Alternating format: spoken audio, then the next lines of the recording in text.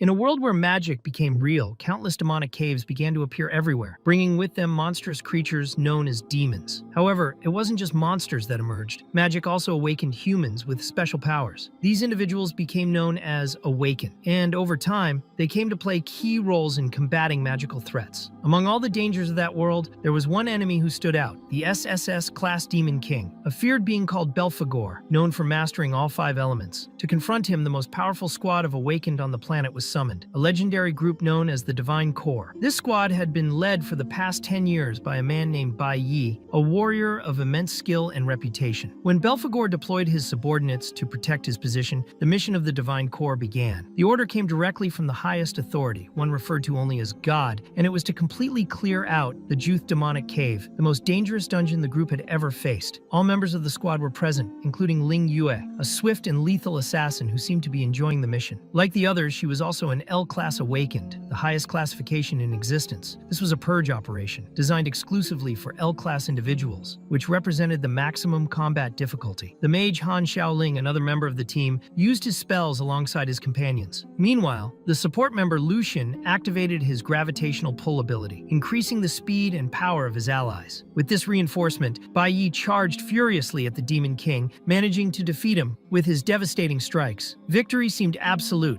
Han Xiaoling, younger and full of energy, thought everything had ended too quickly. Ling Yue was already looking for new caves to explore, while Lucian reflected on everyone's effort, even suspecting that the mission had been too easy for Bai Yi. The intelligence report had been clear. Belphegor was a special demon king, wielding 5 elements and even a hidden ability, making the mission suspiciously simple for the threat level expected. In this relaxed atmosphere, Ling Yue hugged the captain and asked him to invite her to a banquet, even talking about taking a vacation together. But Bai Yi, uncomfortable, awkwardly dodged the situation, only promising to meet her later at their usual place in the holy capital. He didn't handle those situations well, and she, amused, told him he had failed once again, calling him a beta, while a younger member of the group commented that the captain clearly knew nothing about women. Then Bai Yi realized someone was missing. The man responsible for the final cleanup of the operation hadn't joined them yet. He was a member known for his slowness, nicknamed by his comrades as the champion of laziness, always the last to arrive. However, everything changed in an instant. A masked man appeared unexpectedly and initiated the true purge operation, killing Han Xiaoling with a direct shot to the head. Everyone was shocked. The masked man, who was in fact the cleanup agent, revealed that this was the real mission given by God, and that he was simply following higher orders. Bai Yi panicked and tried to react, only to discover his body was completely paralyzed. The masked man had tampered with the captain's food, causing the paralysis. Next, a divine ability was invoked, a plant-type technique called Forbidden Vines, which nullified any defense and rendered the targets unconscious. It had all been prepared in advance, an absolute strategy to eliminate the strongest member of the group. The captain couldn't understand what had happened, nor the reason behind the betrayal. The masked man declared that it was all a decree from God, a true purge operation against the L class. With coldness, he began to slowly crush Ling Yu and Lucian, making them bleed in front of the captain's eyes, who watched helplessly, overwhelmed by deep shock. Bai Yi wanted to understand why they were being eliminated. The Divine Corps had never broken any rule, never crossed any line. He wanted to know what kind of god would feel entitled to kill them. The masked man, now speaking more personally, called him an old friend, saying that God doesn't need a reason to kill, and then drove his own hand through Bai Yi's body, just like a character from Mortal Kombat. The squad leader couldn't believe that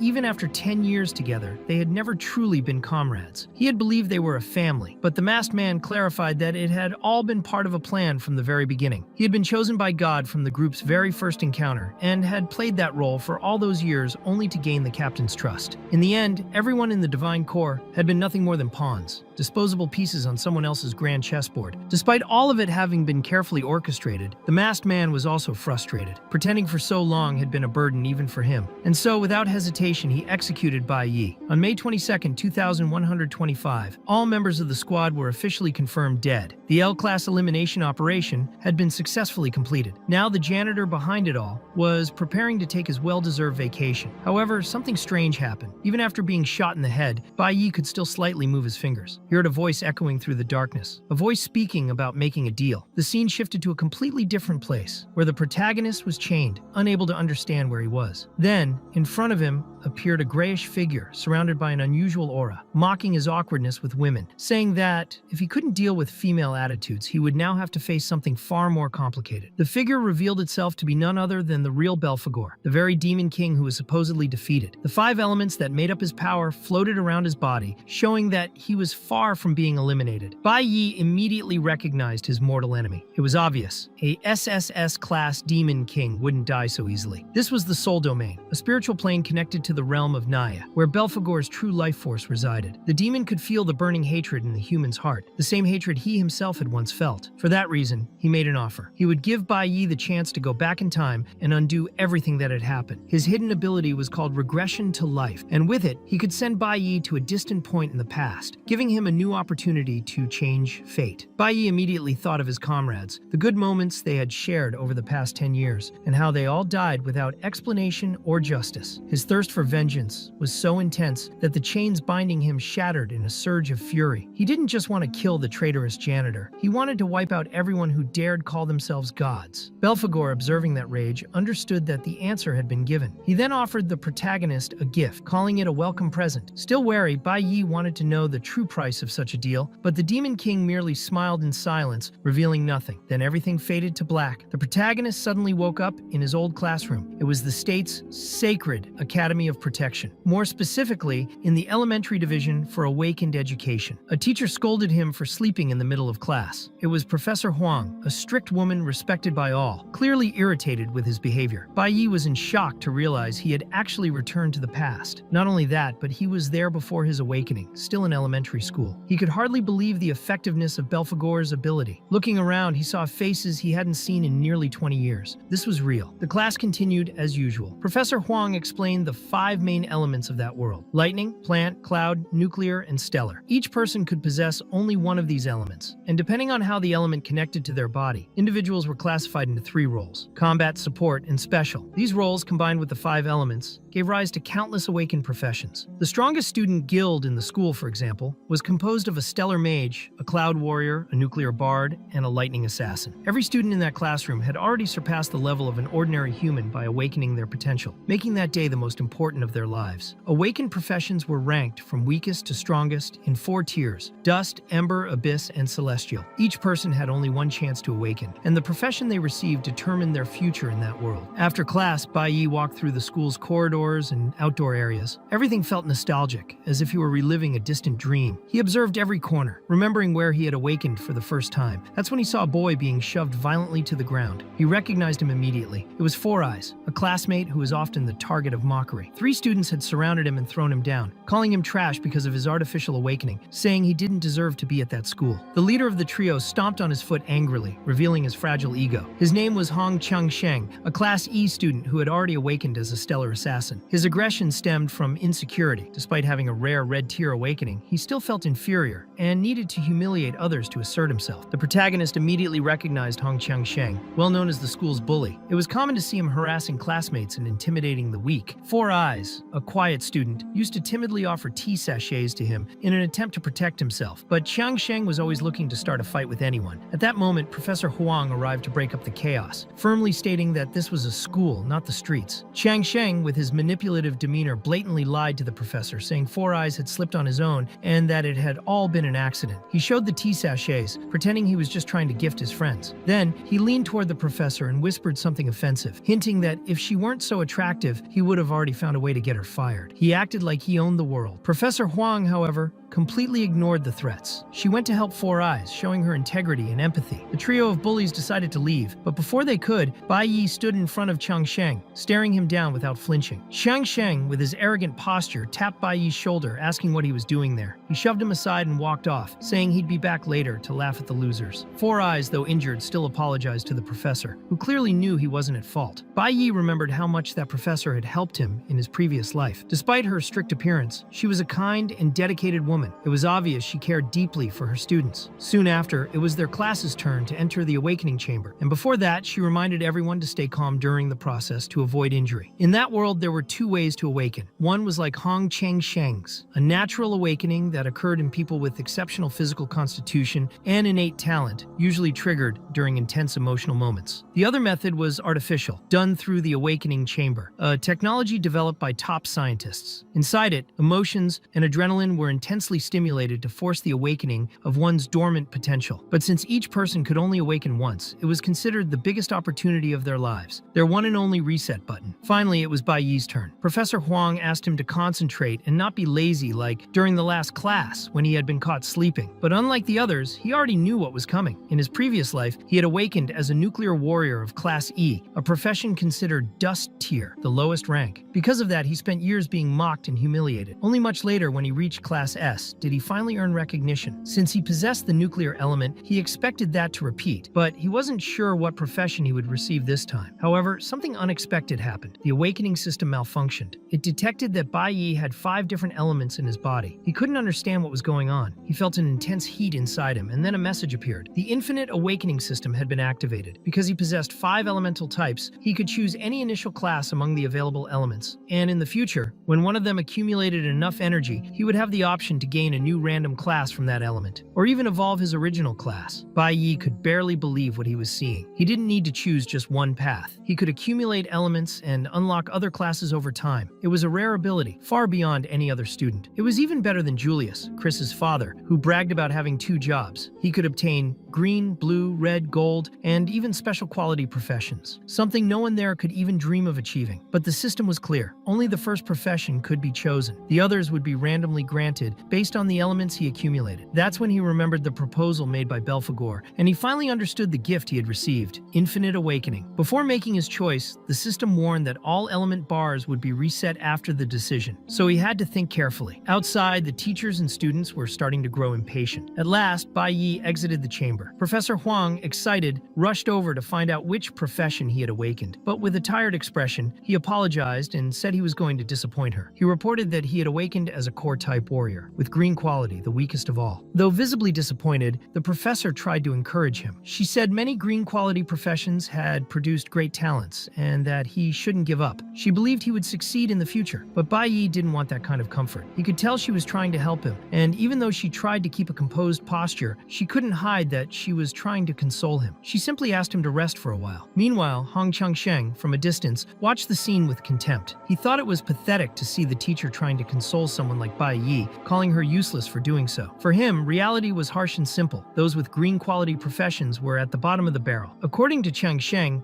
God had his favorites, and those favorites were always born strong, while the weak existed only to be humiliated. Bai Yi had become completely atheist. Just hearing the name of God already made him angry. At the same time, Professor Huang once again tried to contain Changsheng's arrogance, but he continued with his cruel declarations. He said people with green-quality professions were like beggars in that society. According to him, those without power or experience were doomed to live on the margins, forgotten by justice. In his view, the strong would always obtain more resources and grow even stronger, while the weak would never escape the depths. For Changsheng, the fate of green-class individuals was sealed the moment they awakened, and any positive word the professor offered Bai Yi was just a waste of time. In Changsheng's mind, people were born with limitations. The awakening school was merely a miniature reflection of that unfair reality. He considered Professor Huang, who had a blue-quality profession, to be a useless woman living off the government's low salary. As he spoke, holding a drink in his hand, he prepared to humiliate the protagonist even more. However, Bai Yi took the cup from his hand and threw the drink right into Changsheng's face, who became furious. Bai Yi had done it simply because he couldn't stand hearing the oppressor's words any longer, which only enraged Changsheng further. Enraged, Changsheng prepared a direct strike to hit the protagonist's face. It was a basic attack called Star-Piercing Strike, a standard technique from the Galaxy Assassin class. However, Bai Yi wasn't going to take a free hit. He quickly reacted and used his strength to block the attack. This completely shocked Changsheng. The protagonist, who had played a lot of Bloodborne, had learned to use parry, executing a perfect counterattack. The impact was so strong it knocked Qiangsheng to the ground, making him bleed from the mouth. Even Bai Yi himself didn't fully understand what he had just done. The people around were in shock, wanting to know how he had pulled that off. The protagonist then explained that he had chosen his class of his own free will. He was an innate core-type warrior, and he was already familiar with that kind of movement. Even so, Qiangsheng insisted that it was just luck. He claimed the protagonist had simply had a lucky reflex, because to him, being of a rare red quality class, it was natural to consider himself superior. In Qiangsheng's view, Bai Yi was nothing more than trash. Professor Huang, observing the scene, was certain that it wasn't just luck. The protagonist had used a unique top-tier skill from the warrior class known as perfect parry. This technique involved blocking the strike precisely at the moment of maximum impact and returning the physical damage to the opponent within seconds, with speed beyond normal reaction limits. That was what they called perfect defense. Her former master had trained that technique for over 10 years and still hadn't fully mastered it. Seeing Bai Yi, who had just awakened and had no combat experience, master it so naturally was something she considered impossible. Humiliated, Qiangsheng was ready to kill the protagonist right then and there. He swore he would make Bai Yi crawl in front of everyone. To him, the protagonist had chosen a weak class, and to provoke him like that was unacceptable. However, judging someone's future and worth from birth was a grave mistake, something Qiangsheng would only realize years later. As the two radiated their presence, the other students began to whisper among themselves, many of them watching the entire clash unfold. The social backgrounds of the two were completely opposite. Hong Qiangsheng's father was a high-ranking official, and his uncle was the principal of the school. Bai Yi's family, on the other hand, was extremely poor and had no connections. The protagonist's friend, Four Eyes, was worried about how things were unfolding. He feared that Bai Yi might get expelled from the school. Trying to de-escalate the situation, Professor Huang intervened again. As always, she tried to see the bright side, believing that perhaps in the future, the two could fight together as companions. But Qiangsheng thought that was a joke. To him, the protagonist had provoked him in a brutal way, and even if Bai Yi were to kneel and beg for mercy now, it wouldn't make any difference. He wanted to show everyone that Bai Yi was just a loser. Professor Huang knew that the differences between the two went beyond their classes. They also lay in the attribute bonuses. A green quality class gave a 100% bonus, meaning no increase at all. A blue quality class received a 150% bonus, and a red quality class 200%. That meant someone with a red quality class had double the attributes of someone with a green quality class. In the professor's mind, there was no way the protagonist could win in a direct confrontation. Four Eyes, for his part, didn't understand why Bai Yi kept provoking someone so much stronger. Even though he found Qiangsheng detestable, he believed the only way to survive in that society was to avoid direct conflict. To him, when avoiding a dangerous person isn't an option, the best thing to do is to swallow the humiliation. Only then can one survive. Directly confronting someone stronger was, in his opinion, a foolish choice. And in his view, what awaited the protagonist was even greater humiliation. Qiangsheng then prepared to attack again. Professor Huang grew tense, realizing that Bai Yi was planning to block the attack again. But this time, the oppressor wouldn't let it happen. He wanted to see if the protagonist could dodge instead. But dodging was not the choice Bai Yi made. At the last moment,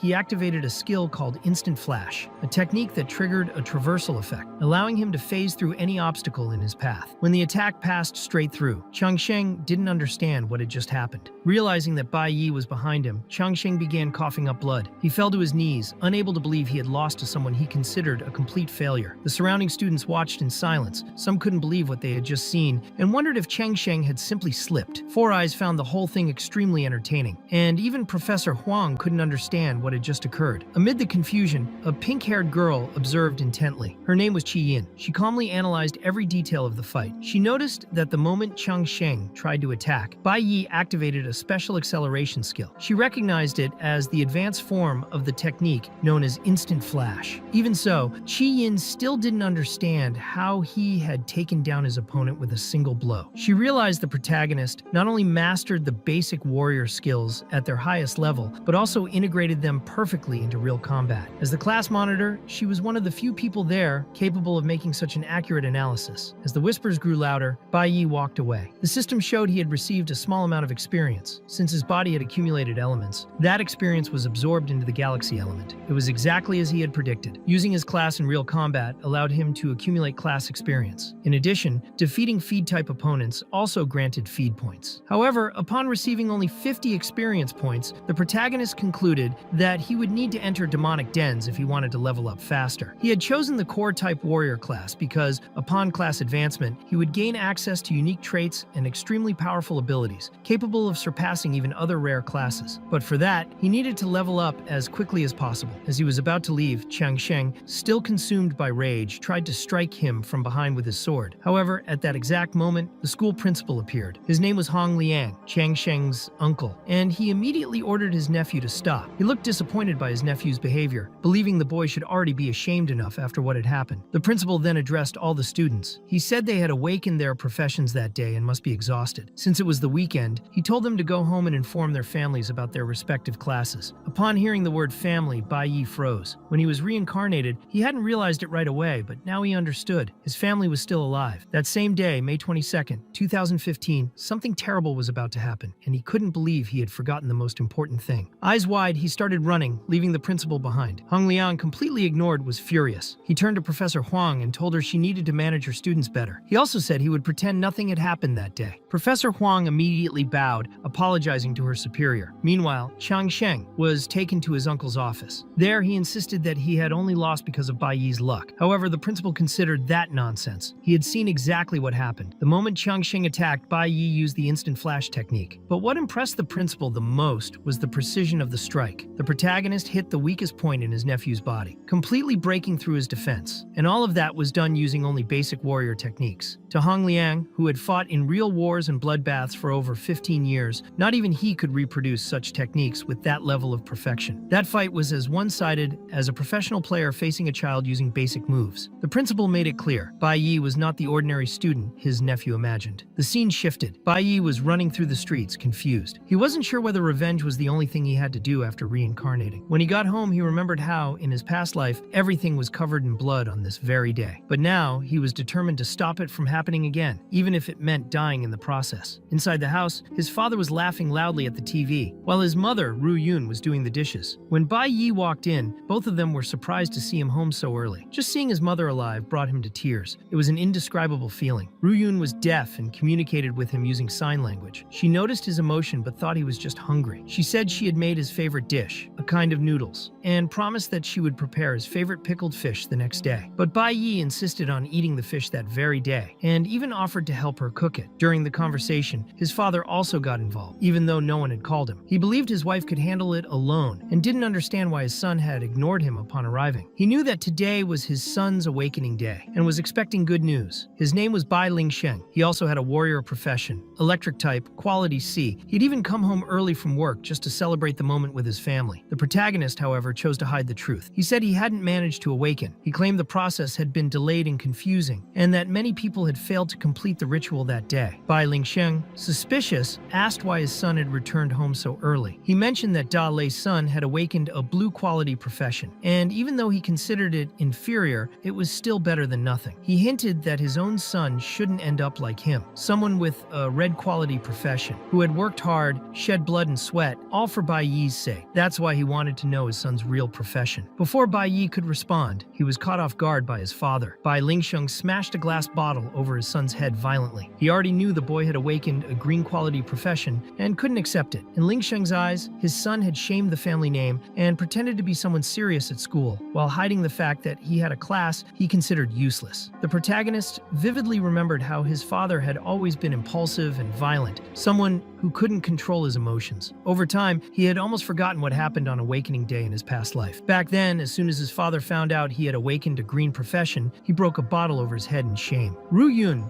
his mother, had tried to protect him, as she always did, but weak and afraid, Bai Yi couldn't react. His father took out his rage on her, beating her for nearly an hour. That day, her leg was broken, and she suffered a serious head injury that left her mentally unstable from then on. Now, seeing the bottle shatter on his head again, that dark memory came back with full force. Lingsheng ordered his son to get up. Even though Bai Yi was just a green-quality E-rank warrior, his father had vast combat experience from his original class, a C-rank electric warrior. Unlike Chang Sheng, his father was truly dangerous. Not even a newly awakened golden-class warrior could easily defeat him. Suddenly, Lingsheng grabbed Bai Yi by the hair, saying he never should have let Ru Yun give birth to that boy. The protagonist already knew this tragedy was about to unfold. That's why he had tried to keep his mother away this time. He had asked her to go out, but unfortunately, Ru Yun appeared, carrying carrying shopping bags, shocked to see her husband beating their son again. The boy couldn't understand how she had already returned. He had expected more time before she came back. Ling Sheng began insulting his wife, saying she had given birth to a piece of garbage. In his past life, Bai Yi had managed to level up early, even with a green class profession, right after killing his own father. That happened because Ling Sheng beat his wife to death, and the protagonist avenged her with his own hands. At that moment, reliving the past, Bai Yi tried to fight back. However, Ling Sheng responded with a strike so powerful that it sent him crashing to the ground. Even though he had just awakened and was much stronger than a regular human, Bai Yi still couldn't withstand his father's strength, who struck him with terrifying ease. Even injured, Ru Yun tried to protect her son. Ling Sheng, in turn, revealed that he had been happy when he first learned he was going to have a child. He believed that it would be the chance to change the destiny of the Bai family, thinking that everyone would place their hopes for glory on the boy. But now he felt frustrated, as the boy had awakened a profession considered inferior. He blamed the mother's genes, saying they were weak, and then grabbed a chair to strike her. At that moment, Bai Yi activated Instant Flash and threw his father against the wall, declaring that he would not allow him to lay a hand on her ever again. That caught Ling Sheng's attention while Ru Yun watched in terror. The father even showed a degree of respect for being thrown like that, but quickly got back on his feet to attack again. The protagonist tried to block, hoping to use parry to buy time and execute a plan, but his father was far too fast. Within seconds, he broke through the boy's guard and landed a devastating blow. The difference in level between them was absurd. Ling Sheng mocked the attempted challenge, saying the boy was just too eager. He declared that he was going to kill him, unable to accept that someone with such a weak class had even dared to challenge him. Picking up another chair, he started yelling that his son was nothing, even after awakening. Just as he was about to strike again, someone knocked on the door, demanding that it be open. It was two men from the inspection team. One of them was Li Yang, the vice captain, and a red-class warrior. The other was Chen Jinwu, an investigator with a blue-class profession. They were searching for a criminal known as Snow who had been seen in that building. The agents were going door to door, asking the residents if they had seen anyone suspicious. They showed a sketch of Snow's face. Ling Sheng, who had been watching news reports about the criminal constantly, declared that even if he saw that man, he wouldn't report him. However, Liang noticed the condition of Ru Yun and Bai Yi and wanted to know what had happened. The father tried to play it off, saying he had sent his son out for groceries and he had tripped on the way back. Bai Yi, however, wasn't willing to cover up what had happened. He informed the agents, without hesitation, that he had been assaulted by his own father, surprising Ling Sheng. 18 minutes earlier, the protagonist had already called the police, reporting that he had seen someone resembling Snow entering a building in the ZUA residence complex. He had predicted that the patrol would respond quickly, but hadn't expected them to be this efficient. Now, with the agents at the door, Liang wanted to confirm if what the boy said was true. Meanwhile, Ling Sheng tried to escape the situation, pretending to be remorseful and claiming he never meant to hurt his son, but the protagonist began to recount everything in detail: the shattered bottle over his head, the strike to the arm with a bench, the kicks, the punches, and all the abuse he had endured. Bai Yi was ready. His words flowed with such firmness that he sounded like an experienced lawyer. He clearly explained to the two agents that his father was extremely violent and, according to the rules that governed the Awakened, any aggressor who posed a potential threat had to be detained immediately. That statement visibly shocked the two agents. Bai Ling Sheng, furious, shouted at his son. But Liang, upon hearing the account and assessing the situation, issued an arrest warrant for the boy's father. Before being taken away, Ling Sheng still tried to lunge at his son, but the agents restrained him in time and removed him from the house in handcuffs. Ru Yun, in a state of despair, rushed to her son and hugged him tightly. Although injured, the protagonist wanted her to understand that this time he had protected her. He hadn't let the worst happen, as it did in the past. He knew he had 15 days. He promised himself this would be the family's last time suffering. It was enough time to grow stronger. He wouldn't let that beating be in vain. With determination, he told his mother that he had taken the key to his father's secret vault. The only item that, in his past life, Ling Sheng valued so much he betrayed his own teammates for it. That same item was what had allowed Bai Yi, in his previous life, to climb from the lower part of Class E to reach his current Class C ranking. Wasting no time, Bai Yi went to his father's room. He knew the vault was hidden there, in a secret compartment that not even his mother knew about. In his previous life, he only discovered it after Ling Sheng's death. Upon opening the vault, he found a sword. It was a powerful weapon, one that could allow him to invade a demon lair even on his own. Demon lairs were places where the protagonist could level up his profession, but they were all under the jurisdiction of the divinity, which meant you had to be part of a guild-affiliated group to enter legally. However, there were exceptions. The only lairs accessible to Bai Yi at that moment were those managed by the school and a hidden demon lair he knew about from his previous life. The scene shifts to this lair, where the protagonist's plan was clear: surpass everyone else as fast as possible. possible. Meanwhile, the narrative returns to the police station, where law enforcement was on high alert. The entire force had been mobilized, including the vice captain, but nothing was found, leading them to believe it was a false alarm. Even so, they knew they couldn't let their guard down. If Snow was truly in the area, it would be a serious threat. Meanwhile, behind bars, Bai Lingsheng begged to be released. He promised he would never do it again. He tried to bargain with Liang, mentioning that he had heard the vice captain's wife was about to give birth, and that he had a friend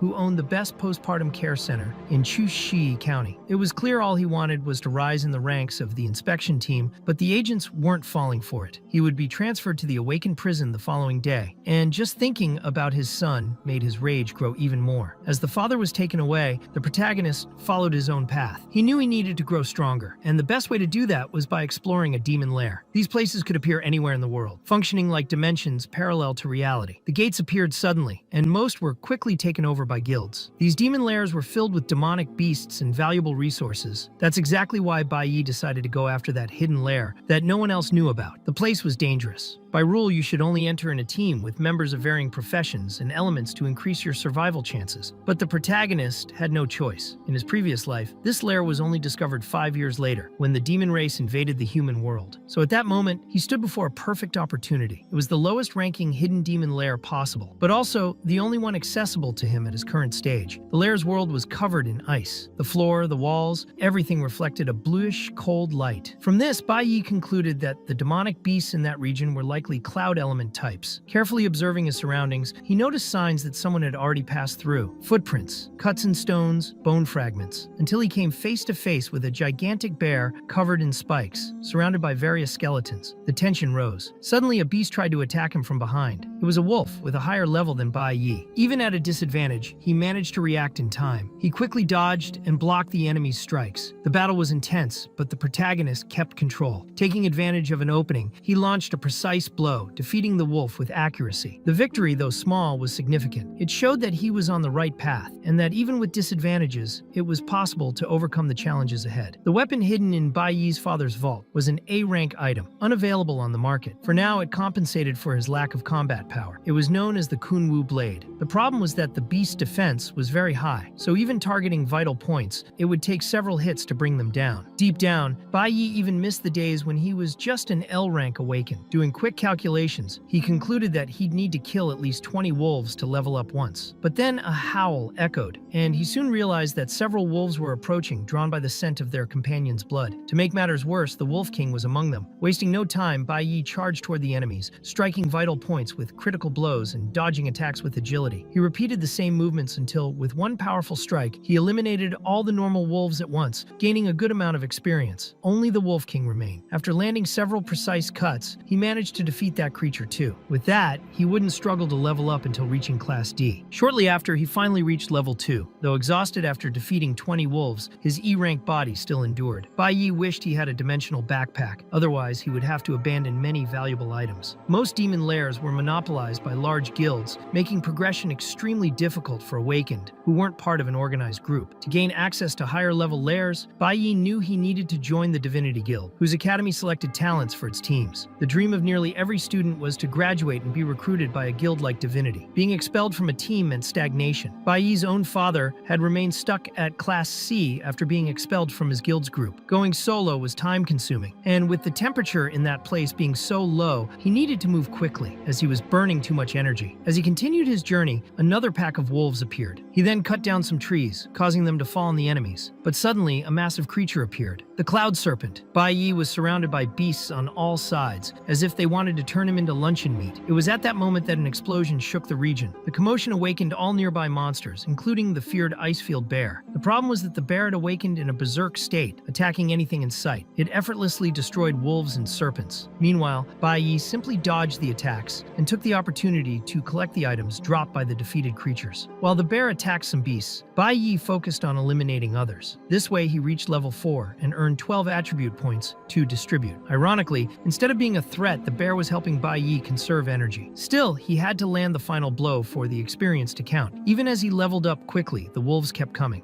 Reaching his physical limit, Bai Yi drove his sword forcefully into the ground. The impact was so strong that it shattered part of the terrain, revealing that the lake present was actually a suspended ice bridge between two cliffs. Using this advantage, he killed several wolves at once and jumped to the other side. With the little stamina he had left, he dealt with the enemies that managed to cross the bridge, as that was his fastest way to keep leveling up. However, every demon lair hit a final boss. These creatures were always high level and brutally strong. Bai Yi found it strange that all the chaos he had caused hadn't awakened the boss yet. That's when an ice spell surged in his direction. He tried to dodge, but realized the real danger was only beginning. The lair's boss hadn't been sleeping. He had been waiting for the right moment to strike, biding his time until Bai Yi was exhausted. He tried to escape in every way possible, but ended up cornered at the edge of a cliff. His body began to freeze from the bottom up. Bai Yi couldn't believe that such a low-level cave was hiding such an intelligent enemy. The final boss was the Pale Forest Grandmaster, a level 11 creature ranked D. To make matters worse, he wasn't alone. He had two subordinates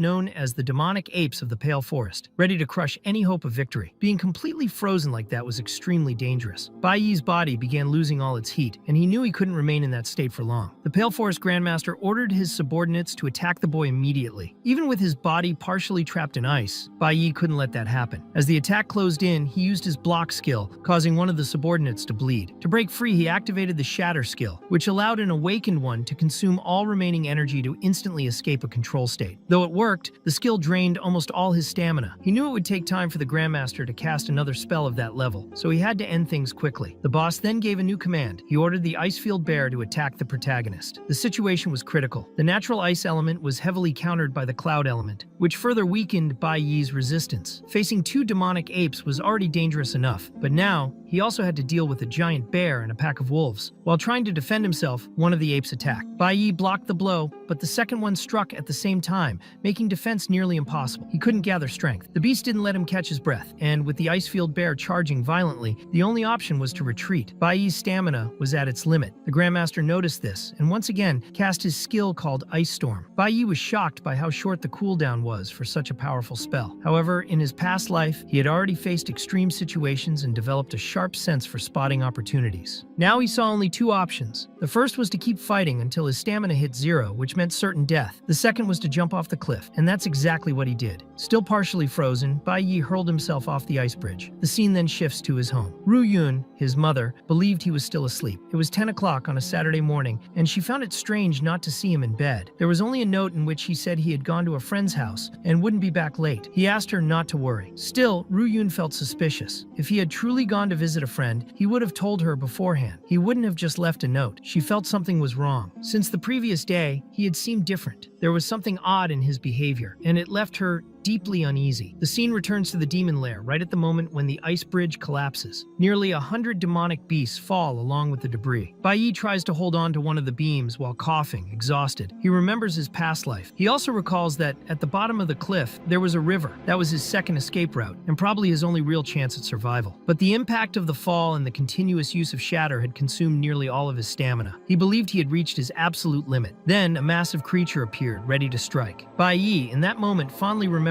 each of his former squad mates, especially his mother. But when he thought of his father, who wanted him dead, and the caretaker who betrayed them, he made a decision. Right there, he decided he would no longer accept limits. He couldn't have limits. He wouldn't allow the mistakes of his past life to repeat. With his fists, he tried to defend himself from the creature. He had already lost once. He had already died once, and he would not die again. With all the strength he had left, Bai Yi landed a kick on that massive beast, and then grabbed the sword that had been his father's secret treasure. Only desperate situations could force a professional breakthrough. Going alone into a demon lair, attracting hordes of beasts, and then jumping off a cliff had been enough to push him to this point. He hadn't done it out of carelessness, but because he wanted to feel that adrenaline again. Still, even that hadn't been enough to force a profession advancement. However, unexpectedly, Bai Yi awakened the core element, Sacred Swordsman. Now he was determined. He would clear that entire lair. After all, an advanced skill could completely elevate his level. The creature came at him again. At the same time, the Icefield Bear approached from behind. Bai Yi then activated the technique known as Realm of Purity, and with it, he was able to deal with multiple creatures at once. Thanks to the Realm of Purity, his fatigue disappeared and his stamina was fully restored. Now, more determined than ever, he was ready to return and face the final boss. He had already reached level 9, making it much easier to defeat beasts. The cold was barely noticeable. The Realm of Purity had the ability to absorb all accumulated fatigue and damage, releasing that energy in a single burst against a group of enemies. However, it could only be activated after enough exhaustion and powerful strikes had been stored. Bai Yi climbed slowly until he reached the top, worried about his mother. The scene then shifted to the final boss of the demon lair, who was still meditating inside his hut. The next instant, the hut's roof was completely destroyed. The narrative then returned to Bai Yi's home. It was already late at night, around 11 o'clock. Ru Yun, his mother, was distraught. She had prepared his favorite meal and just wanted to know he was safe. Meanwhile, inside the hut, the Icefield bear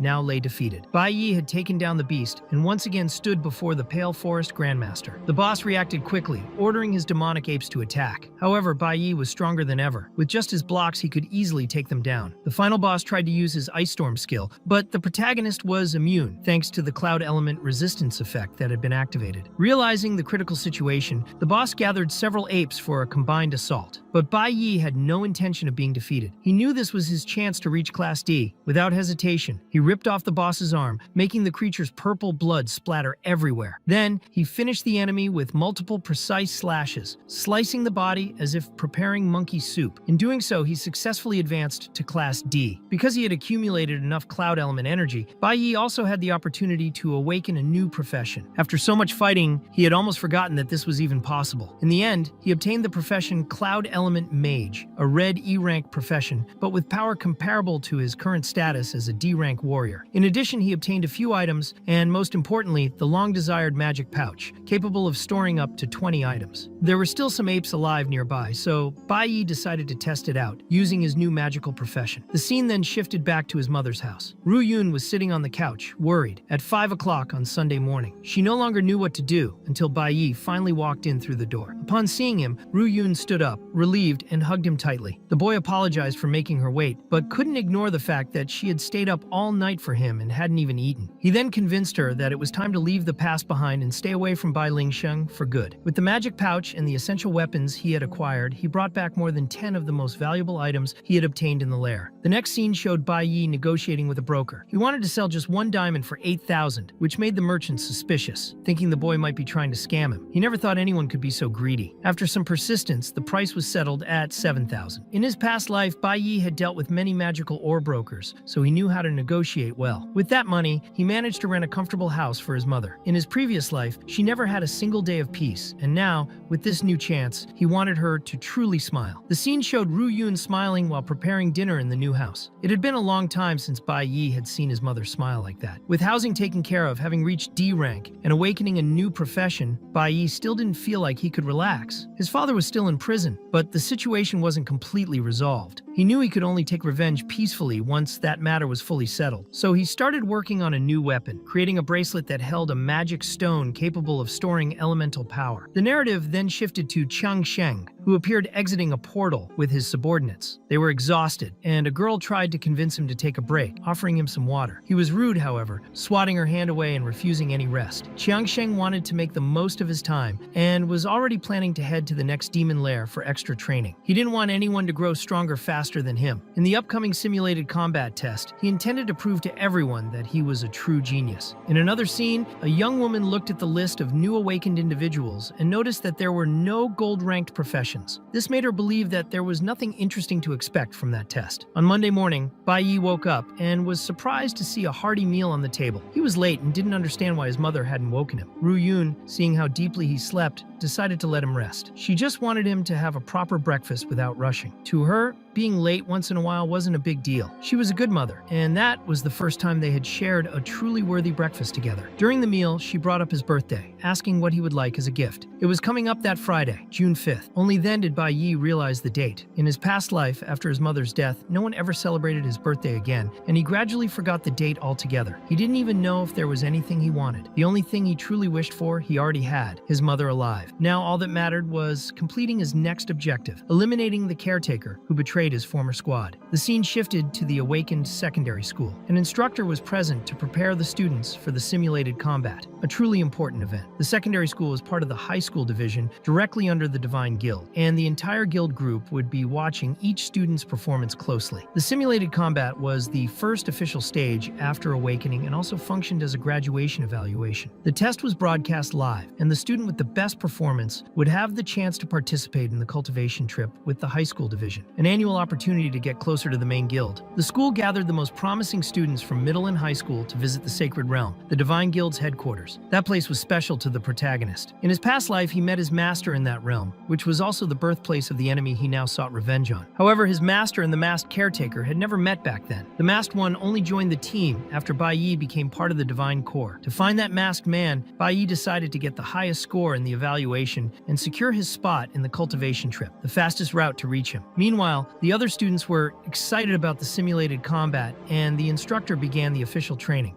The first stage was physical training. Everyone was sent to the gravity room, where they had to complete 10 sets of transport runs. However, Bai Yi interrupted, telling the instructor he didn't want to use that room. The other students were confused. The instructor, knowing about the conflict between Bai Yi and Changsheng from the previous weekend, thought the boy was getting arrogant. To him, defeating a red-rank profession detector wasn't enough reason to skip steps. Even so, Bai Yi explained that he preferred training more tailored to his own style. The instructor was irritated, taking it as a direct criticism of his methods. He insisted that physical aptitude was essential for any awakened individual and that there was nothing wrong with training in the gravity room. The runs, according to him, were especially suitable for warriors and assassins, who required speed and coordination. However, Bai Yi argued that mages and bards, for example, would benefit more from elemental rooms, where they could train their power control. Each profession had distinct attributes and habits, and therefore the ideal training should also be different. This answer made the instructor even more annoyed. In his eyes, Bai Yi was trying to teach him how to do his job. At that moment, Qiyin took note of what the protagonist had said and couldn't help but think of Dong Yang, since the idea of personalized training had been proposed by him in the past. If it weren't for the videotape her father brought, she would never have known that. Now, she was beginning to fear that Bai Yi and Dong Yang shared the same ideals. Meanwhile, the student known as Four Eyes became worried about Bai Yi. He feared the teacher might try something against him, so he discreetly offered a few pieces of advice to avoid further trouble. Surprisingly, the instructor changed his demeanor and smiled. He found the training methods suggested by Bai Yi interesting. However, he also explained that, with so many students at the school, it would be difficult to meet everyone's individual needs in such a short time. The simulated combat was the final evaluation for all graduating students, and any mistake by the instructor could jeopardize their future. As a teacher, he explained, it was a dilemma to choose whether to guide them or let them choose their own paths. Bai Yi, who had faced many family hardships in his past life, remembered the good teachers who helped him grow. He assured the instructor that he wouldn't be disappointed in the graduation performance. With that, the teacher asked how exactly he wanted to train. Knowing that Bai Yi had awakened as a core-type warrior, he was shocked to hear that the boy wanted the elemental room set to maximum elemental nullification. This proposal surprised not only the instructor, but also the other students. The protagonist's justification was simple. He wanted his abilities to be more balanced and to challenge his own weaknesses. He didn't reveal that he had privileged information, nor that he also planned to train as a mage. Qiyin, in turn, became interested in following the same path as the protagonist. Since she was a mage, it made perfect sense for her to train in that environment. She wanted to join him, but Bai Yi immediately refused. Displaying his usual withdrawn and uncomfortable posture, he preferred to train in a separate room, making it clear, once again, that he was uneasy around women, as if he were afraid of them. Qiyin was not pleased with the protagonist's refusal. She wanted to be sure he was truly rejecting her company. Bai Yi bluntly confirmed, once again showing his discomfort around women, as if he had some kind of instinctive fear of females. Soon after, the scene shifted to inside the training room. Even though he was used to the warrior profession, Bai Yi was just a novice in the mage class. He needed to learn quickly and become efficient in this new role. Moreover, he had to hide his greatest secret, the ability to acquire multiple professions. If others found out, it could lead to major problems, especially since the school was directly overseen by the Divine Guild, and any suspicious activity would be quickly reported. Becoming a target was not an option. Later, after leaving school, Bai Yi was pushing his bicycle along the street. Suddenly, two classmates called out to him. In his past life, those two boys had been his best friends in high school. They were constant targets of bullies and often walked home together after classes. Those shared moments were some of the only happy memories he had from that stage of life. However, in this new chance, his focus was revenge. Unnecessary social interactions would only delay his goals. So he got on his bike and pedaled away quickly, ignoring the two boys. They were surprised, recalling the pact they had made, the so-called loser's triangle and felt disheartened that Bai Yi had once again left them behind. Still, Four Eyes noticed that, after awakening, Bai Yi had changed. He now seemed much more confident. However, Bai Yi stopped ahead and waited for the two boys to catch up. When they reached him, he took the chance to tell Four Eyes that he should get his lungs checked when he had the time. Right after that, the protagonist got back on his bike and pedaled away, making it clear that his former friends wouldn't be able to keep up with his new pace in life. One of the boys complained, saying he could have kept up if it weren't for the running drills they had that day. In truth, Bai Yi had a hidden reason for his comment. In his previous life, Four Eyes was suddenly diagnosed with a severe lung disease and had to drop out of school. Not long after, he passed away. Bai Yi simply wanted to give him a warning. Even if they weren't close friends now, he still hoped that in this new timeline,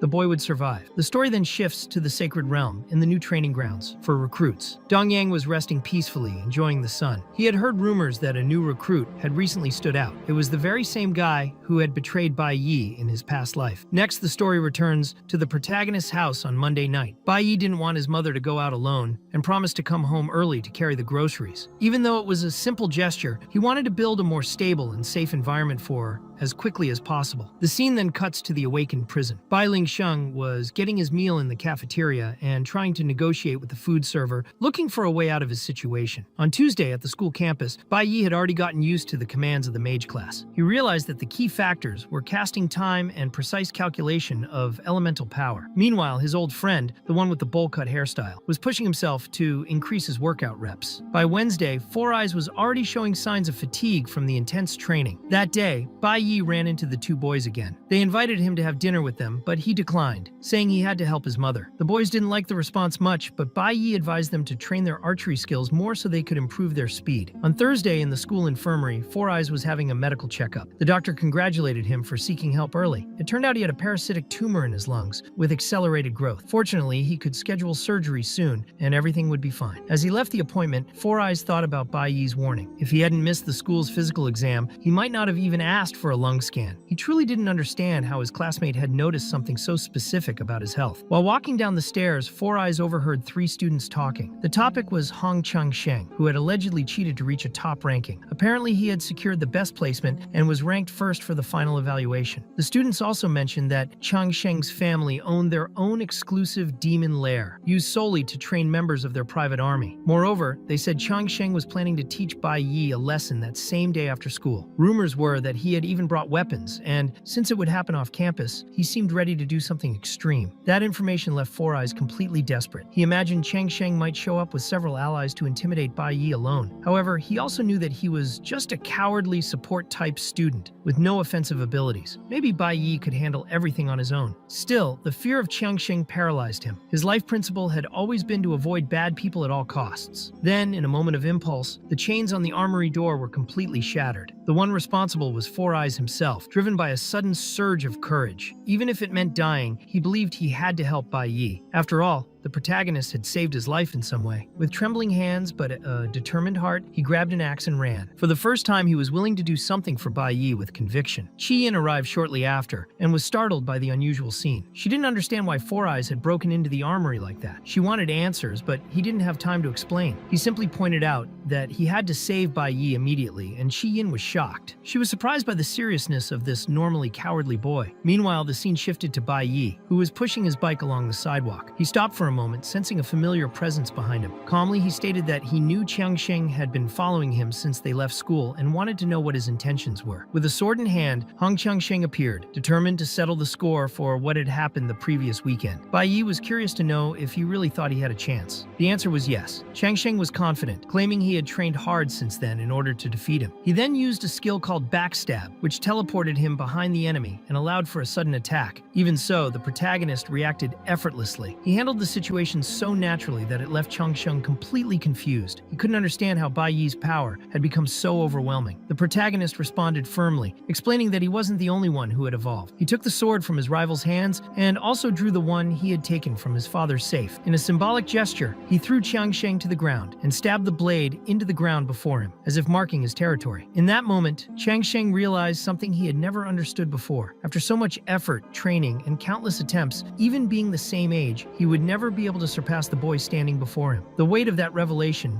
fell like an avalanche. Confused and in shock, Changxing asked what Bai Yi's level was. The protagonist didn't answer directly, but it was clear that he was far ahead. Changxing himself had been doing extra training every day after school and had barely reached level 4. He said he had worked hard, but couldn't understand how his opponent had progressed so much in such a short time. Bai Yi questioned the sincerity of that effort. He asked if Changxing had ever died before. The question carried hidden weight, as the protagonist was speaking both literally and metaphorically. Defeated on the ground, Changxing accepted his death. He was certain Bai Yi was ready to finish him off. However, the protagonist didn't consider Changxing all that annoying. In fact, he found it almost funny how the boy had pursued him over time, almost as if he had a romantic obsession. After all, he hadn't ambushed him, nor brought allies. He came alone. Bai Yi concluded that Changxing only wanted to test his strength against him. But now the other no longer wanted to fight. He'd rather die than continue feeling that humiliation. He had been humiliated by someone who's afraid of women. He was completely shattered. At that moment, Qi Yin and Four Eyes arrived at the scene. They saw Bai Yi on top of Changxing in a rather suspicious position. The scene looked strange, but after observing for a few seconds, they realized nothing else needed to be done. The fight was already over. Still staring at Changxing, Bai Yi made a proposal. He said he had been waiting for him and had a deal to offer. He would reveal a method to become stronger in less time. However, it would come at a cost. Changxing would have to give something in return. The conversation began to take a strange turn, but there seemed to be sincerity in the offer. Then, the scene changed to Friday, May 29th. The day of the evaluation had arrived. An intense week of training had been completed, and the simulated battle was about to begin. The instructor gathered all the students and made it clear that, despite the name, the combat was not just a simulation. They would be sent into a real demon lair where most of the monsters' power was sealed by a special barrier. Even so, the place was dangerous. It was filled with demonic beasts, and everyone needed to act cautiously, respecting their own limits. To ensure the participants' safety, experienced veterans from the high school division had been assigned as guides. The challenge was real, and any mistake could come at a high cost. The students had to form teams of 4 members. Each group would be guided by a veteran, who could take 3 to 4 students into the dungeon. There were 2 options available: F-rank or E-rank demon lairs. Naturally, the E-rank ones were more difficult and were only available to those who truly felt confident in their abilities. The risk was real. If they failed the challenge inside the dungeon, they could lose important academic credits, which would directly impact their final grades for the semester. With that in mind, the dungeon selection process began. The students were instructed to raise their hands if they wanted to challenge an E-rank demon lair. Only a few raised their hands. Among them were Qi Yin and Hong Changsheng, who didn't hesitate to show their confidence. However, Qi Yin quickly noticed something strange. Bai Yi remained silent. That immediately caught her attention. She had expected him, so determined in recent days, to choose the more difficult path. The rest of the students, who did not volunteer, would be randomly assigned to groups destined for F-rank demon lairs, which were safer and more accessible. At that moment, Bai Yi stood up and voiced his decision directly to the instructor. He didn't want to join either of the standard groups. With a firm voice, he stated that he wished to challenge the Spiritual Jade Demon Lair, one of the most dangerous dungeons in the school, classified as D-rank. His request took everyone by surprise. A silence fell over the room. None of the students had expected anyone to even consider entering a dungeon above the allowed level for that evaluation. All eyes turned to him, stunned. Bai Yi's boldness was anything but ordinary. It shattered all expectations and made it clear that he was following a path completely different from the other. The teacher couldn't understand why Bai Yi had considered such an absurd idea. All the students were worried, and the teacher began to suspect that the boy was just playing with him. After all, no one in their right mind would jump straight into a Class D cave known for its high level of danger. At that moment, Hong Liang appeared, finding the whole thing completely absurd. He explained that Class D demonic caves were extremely dangerous, usually reserved for far more experienced students. It was unusual for high schoolers to even consider such a challenge. Yet Bai Yi remained defiant. Firmly, Bai Yi explained to the principal that at no point did the school manual forbid students from entering Class D or higher caves. The rules of simulated combat clearly stated that each student could choose their own level of challenge. The school's mission was to discover talents for the divine course, and the criteria for that involved courage, strength, responsibility, and natural talent. For this reason, Bai Yi questioned whether the principal was trying to take away his chance to prove his worth. Hong Liang tried to argue that the cave in question required team entry. Even so, Bai Yi didn't care. He wanted to go in alone. The principal, with a serious and threatening tone, stressed that the rules existed to protect the students and that solo entry was strictly forbidden. Suddenly, Qi Yin raised her hand and declared that she too was willing to enter a Class D cave. This caught the principal by surprise. Qi Yin explained that she wanted to achieve the highest score, just like Bai Yi himself, and that was why she was willing to take the challenge. Her attitude left Hong Liang visibly irritated. Qi Yin felt proud to show such courage and believed she was shining, just like Bai Yi. However, the boy made it clear that he refused to accept her presence. He didn't want to work in a group. He wanted to clear the whole cave by himself. This frustrated Qi Yin, who grew upset with the rejection. She wanted to know if he was really rejecting her again, but the teacher tried to calm her down, explaining that Bai Yi's decision held no weight against the school's rules. The principal could hardly believe what was happening.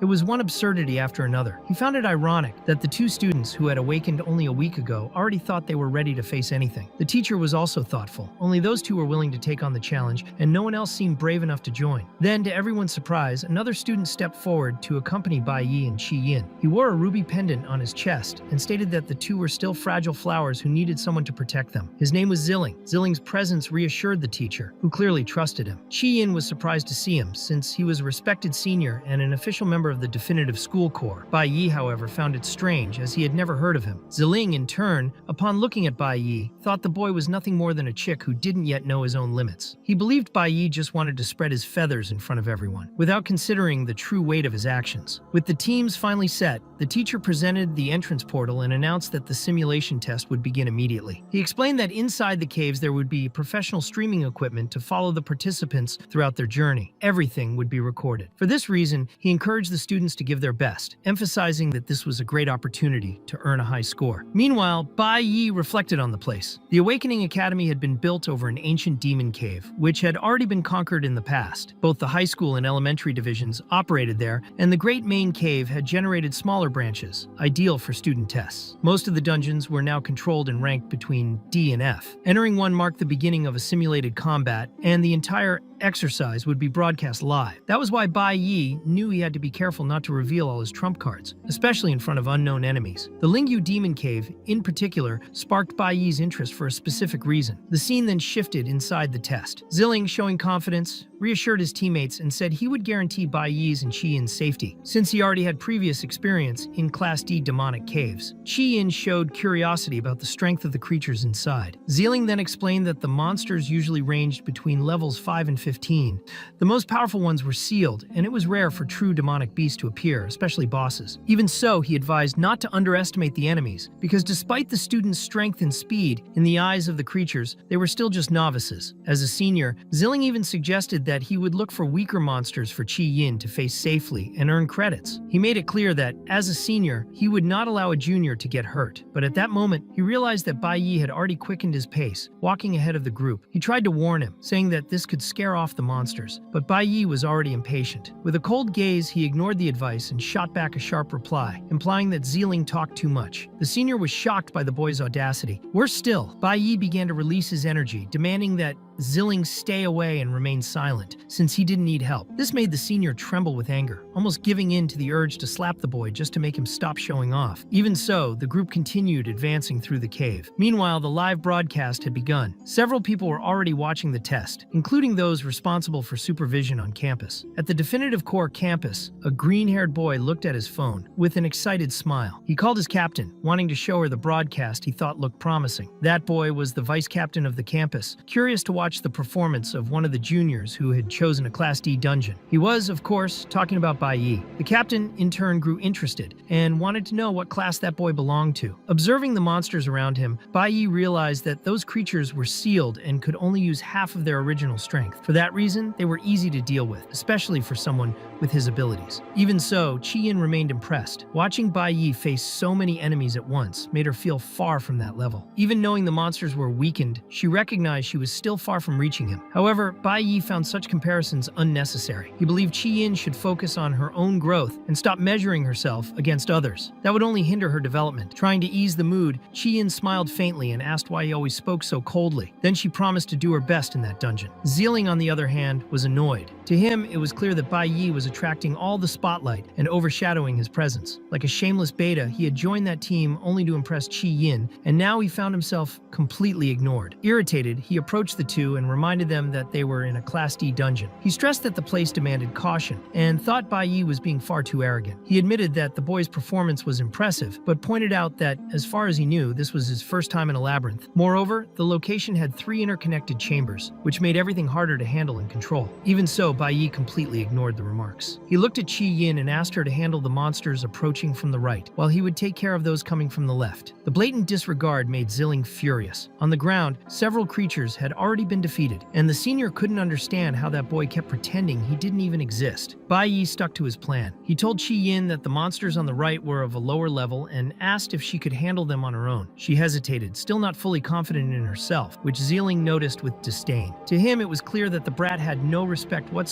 for his seniors. In response, Bai Yi explained that the simulated combat was, in the end, an individual skill test. Each person would be evaluated based on their own performance, and he wanted to know if Qi Yin wasn't interested in earning a good score. The girl, upon hearing that, understood the purpose and replied with determination, promising to give her best. Zilling, watching the scene, felt his anger grow inside. It was as if Bai Yi purposely preferred to do everything the hardest way. And the worst part was that, even so, he kept getting better results than everyone else. Everyone was impressed by the number of monsters he had killed as soon as the test began, since they were Class E monsters. One of them asked what level he was at now, and the report said he was still level 1, but maybe level 3 or even level 4. He added that he had chosen the monsters on the left while sending Qi Yin to the right. One of the instructors explained that perhaps he had noticed her element and made her pick monsters of the same element, and that he had made logical assignments, despite it being an individual test. The instructor wearing a cap recalled the moment our protagonist had spoken earlier and realized that he truly hadn't been bluffing. Back to Bai Yi, he thought that he had noticed earlier that the beasts of the astral element all came from the right cave, and they weren't just low-level monsters, but also the same element as hers. Qi Yi was fighting one of the spiders, and she used a wall of vines to wrap around it, piercing it, making it fall dead instantly, earning her 30 experience points. She felt proud of herself, and Bai Yi thought that when mages were at Class E, they possessed a basic, class-specific skill for their profession, and hers was to create a wall of poisonous plants. Bai Yi reflected on her since it was her first time in a labyrinth, yet she remained calm when facing monsters and killed them easily. It was impressive. He thought the Class D monsters would soon be sealed and was certain she would be able to handle the ones in front of her. And at this pace, even in front of the instructors during a live broadcast, he could hide his true strength and still achieve a high score. But he also had to consider that the broadcasting equipment had followed them this far, and he wondered how he would proceed with the next step. Meanwhile, the other group member grew furious, as he had been completely ignored. He aimed his bow and shot in Qi Yin's direction, but the arrow passed very close to her. He apologized, saying he had been trying to buff her, but she had dodged. Then, a monster emerged from the cave, a two-headed lion, level 11 Class D, leaving Qi Yin completely terrified.